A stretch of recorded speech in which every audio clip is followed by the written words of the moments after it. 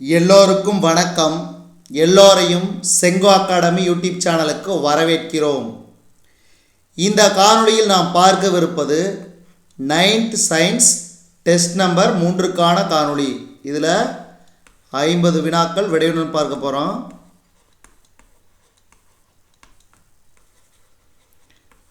நிறைய பேர் டெஸ்ட்டோட வீடியோ முழுசாக பார்க்குறதே இல்லை. பட் பரவாயில்ல, யாருக்கு மிகவும் பயனுள்ளதாக்குதோ அவங்க பாருங்கள். முதல் கேள்வி, கப்பலின் மாலுமிகள் கப்பலின் திசையை அறிய டேஸை பயன்படுத்தினர். காந்தங்களை. டேஸ் எனும் காந்தக்கல்லே மிகவும் வலிமையான இயற்கை காந்தமாகும். இயற்கை காந்தம் மேக்னடைட். காந்தத்தை சுற்றியுள்ள காந்தத்தன்மையை உணரக்கூடிய இடம். காந்தத்தை சுற்றியுள்ள காந்தத்தன்மையை உணரக்கூடிய இடம் காந்தப்புலம்.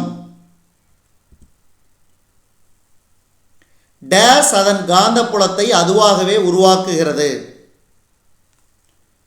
புவி. லாஜர்ஹெட் ஆமைகள் தங்களது பிறந்த கடற்கரையை கண்டறிய டேஸ் என்னும் முறையை கையாளுகின்றன. புவிகாந்த உருப்பதித்தல். புவிகாந்த உருப்பதித்தல். அடுத்து, காந்த விசை கோடுகள் என்பவை காந்தத்தினை ஊடுருவி செல்லும் டேஸ் ஆகும். தொடர் வளைகோடு. தொடர் வளைகோடு. காந்த விசை கோடுகள் டேஸ் துருவத்தில் ஆரம்பித்து டேஸ் துருவத்தில் முடிவடைகின்றன. வட துருவத்தில் ஆரம்பித்து தென் துருவத்தில் முடிவடைகின்றன. காந்த விசை கோடுகள் காந்தத்தின் நடுப்பகுதியை விட டேஸ் அதிகமாக இருக்கும் துருவங்களில். காந்த காப்பிடலில் பயன்படுத்தும் உலோக கலவை. இந்த கேள்வி ரொம்ப ரொம்ப முக்கியம். அனைத்து விதமான போட்டித் தேர்வுகளையும் இந்த கேள்வி கேட்பாங்க. Very very important. இதுக்கு சரியான விடை நிக்கல் இரும்பு. காந்த காப்பிடல். மின்னோட்டம் பாயும் கடத்தியானது அதனை சுற்றி டேஸ் உருவாக்குகிறது. மின்னோட்டம் பாயும் கடத்தியானது அதனை சுற்றி டேஸ் உருவாக்குகிறது. காந்தப்புலத்தை. காந்தப்புலமானது எப்போதும் மின்சாரம் பாயும் திசைக்கு டேஸ் இருக்கும். செங்குத்தாக. ஒரு கடத்தியில் மின்னோட்டம் பாயும் பொழுது அதனை சுற்றி காந்தப்புலம் உருவாகி கடத்தியானது டேஸ் போல் செயல்படுகிறது. காந்தம் போல். ஒரே திசையில் மின்னோட்டம் பாயும் இரண்டு கடத்திகள் ஒன்றை ஒன்று ஈர்க்கும். டேஸ் திசையில் மின்னோட்டம் பாயும் இரண்டு கடத்திகள் ஒன்றை ஒன்று விலக்கும். எதிரெதிர் திசையில். அடுத்து, மின்னோட்டம் பாயும் கடத்தியில் உருவாகும் விசையானது டேஸ் விதியால் அறியப்படுகிறது. ஃப்ளெமிங்கின் வழக்கை விதி. விசை என்பது வெக்டார் அளவு. இந்த கேள்வி அடிக்கடி கேட்பாங்க. Very very important.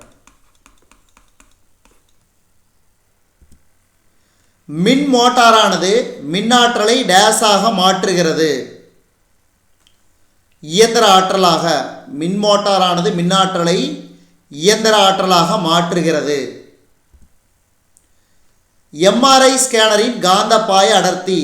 எம்ஆர்ஐ ஸ்கேனரின் காந்தப்பாய அடர்த்தி 2 டெஸ்லா. 2 டெஸ்லா. காந்த புலக்கோடு டேஸ் வரையப்பட்ட ஒரு வளைவான கோடு ஆகும். காந்த புலத்தில். ஒவ்வொரு புள்ளியிலும் காந்தப்புலமானது டேஸ் அமைந்திருக்கும். தொடுகோட்டின் திசையிலேயே. தொடுகோட்டின் திசையிலேயே. காந்தப்புலமானது ஒரு பகுதிக்குள் நுழைவதை தடுத்து நிறுத்தும் முறை காந்த காப்பிடல். காந்த காப்பிடலுக்கு பயன்படுவது நிக்கல் மற்றும் இரும்பு ஏற்கனவே பார்த்தோம்.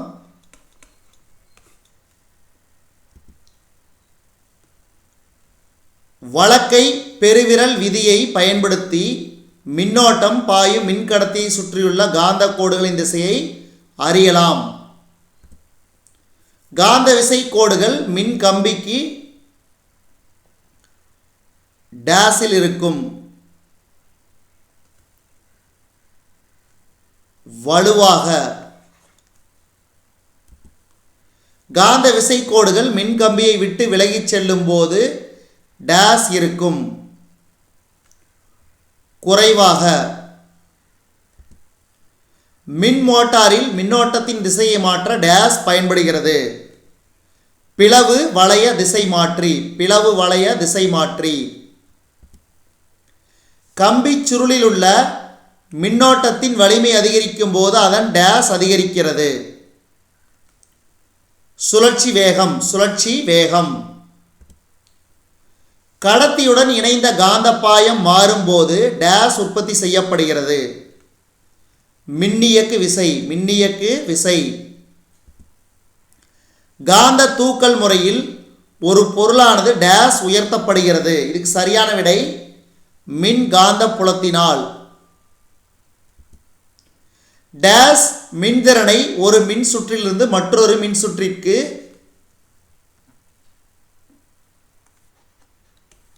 மாற்றுகிறது. இதுக்கு சரியான விடை மின் மாற்றி. டேஸ் கிடைக்கக்கூடிய காந்தம் இயற்கை காந்தம் ஆகும்.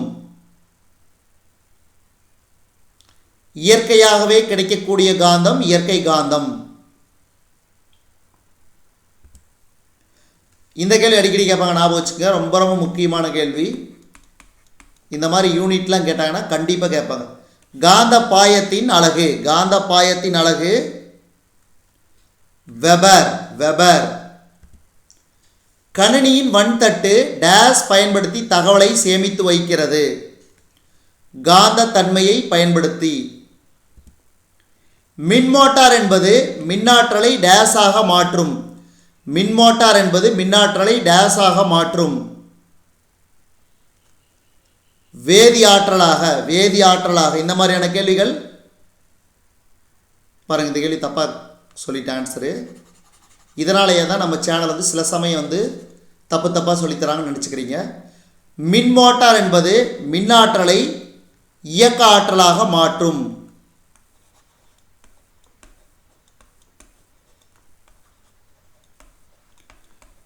ஏதோ ஒரு சில ஹியூமன் எரர்ஸ் வரும். அதுக்காக நீங்கள் வீடியோ பார்க்கலைன்னா உங்களுக்கு தான் என்ன சொல்கிறது யூஸ் இல்லை. எனக்கு ஒன்றும் பிரச்சனை இல்லை. அடுத்து 34வது கேள்வி. ஒளிப்பெருக்கியின் உள்ளே ஒரு நிலைகாந்தத்தின் முன் மின்காந்தம் வைக்கப்படுகிறது.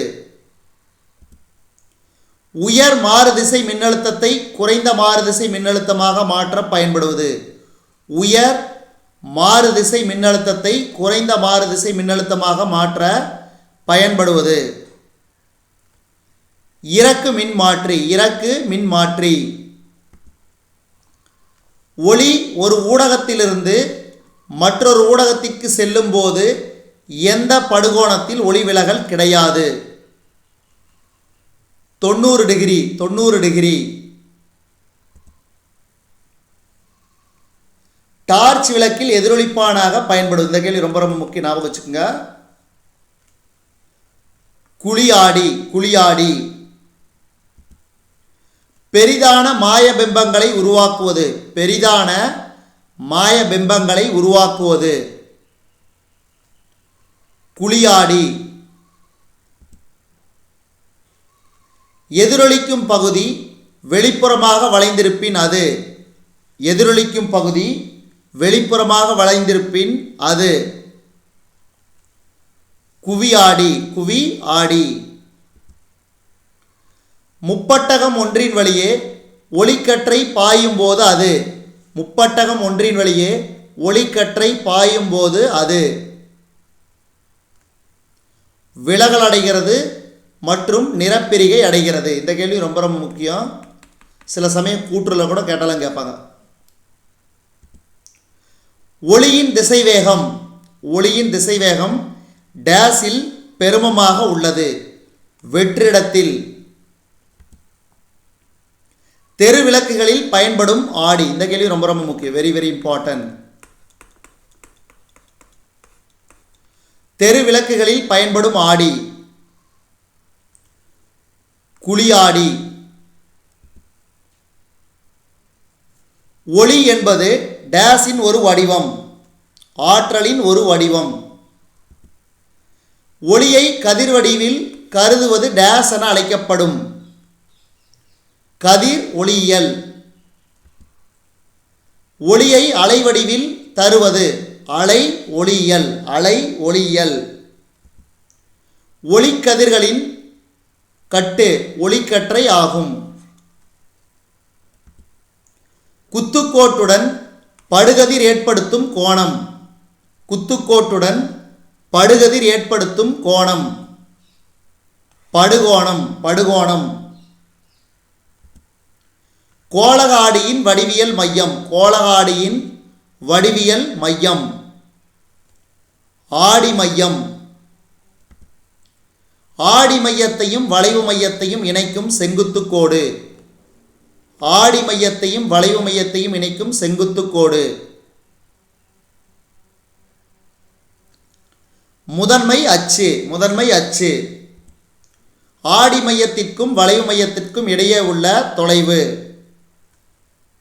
வளைவு ஆரம், வளைவு ஆரம். நன்றி.